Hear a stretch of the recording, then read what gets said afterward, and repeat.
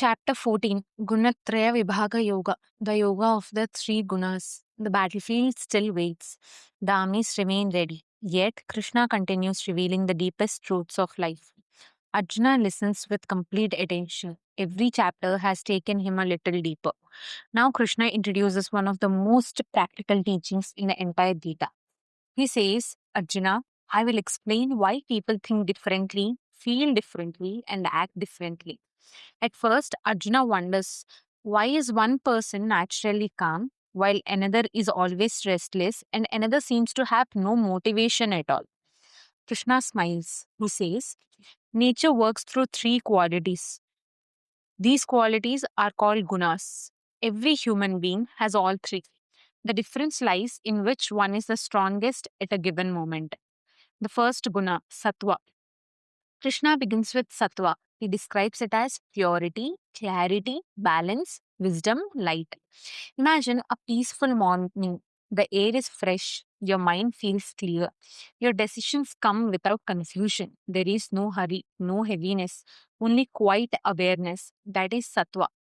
A person influenced by sattva naturally enjoys learning, truth, kindness, peace, self control, contentment.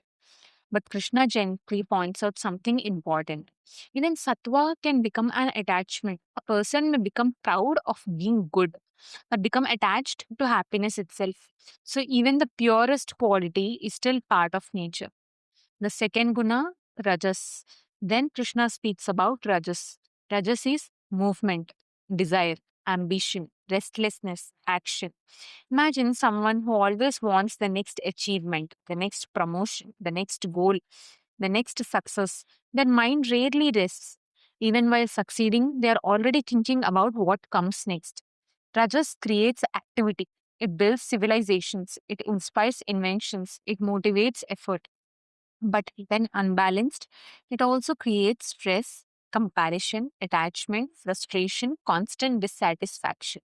Krishna says Rajas binds people to their attachment to results. Third guna, tamas. Finally, Krishna speaks about tamas. Tamas is heaviness, confusion, inertia, ignorance, resistance. Imagine a room with the curtains closed for days. The air feels still. Nothing seems to move. There is no motivation, no clarity, only dullness. When tamas becomes strong, people may postpone everything, lose direction, avoid responsibility, or remain stuck even when change is possible. Krishna isn't criticizing such people. He's simply describing how this quality affects the mind. The three together. Then Krishna explains something fascinating. No one remains in one guna forever. Sometimes sattva becomes stronger, sometimes rajas, sometimes tamas. They continuously influence one another, like changing weather, morning sunlight, afternoon wind, night darkness. Each has its time. The wise person begins noticing these changes. Instead of saying, This is who I am, they begin saying, This is the quality influencing me right now. That small difference creates freedom. Beyond the gunas, Arjuna listens carefully, then wonders, Krishna, how can someone go beyond these qualities? Krishna answers, the person who observes them without becoming trapped by them begins to rise above them.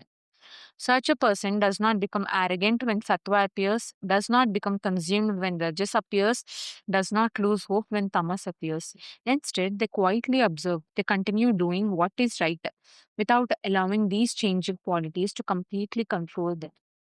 Krishna says, such a person remains steady in success and failure, honor and dishonor, praise and criticism, because they know these experiences come and go just as the gunas do. Finally, Krishna gives the highest teaching of the chapter. He says, the one who remains devoted to me with unwavering love rises beyond the three gunas. Not because the gunas disappear, but because the heart becomes rooted in something deeper than them. The battlefield remains exactly the same, but Arjuna now understands something profound. His emotions, his thoughts, his moods, his impulses are all influenced by these qualities, yet none of them are his deepest identity. Chapter 14. Learn to recognize the changing qualities of your mind without mistaking them as your true self. I love chapter 14 because Krishna does something very compassionate. He doesn't label people as good or bad. Instead, he explains that our minds are constantly influenced by different tendencies. The invitation isn't to judge ourselves when we feel restless or heavy, but to become aware of those influences and gradually cultivate greater clarity and balance. That gentle shift from this is who I am to this is what I'm experiencing right now was one of the most practical lessons in Gita.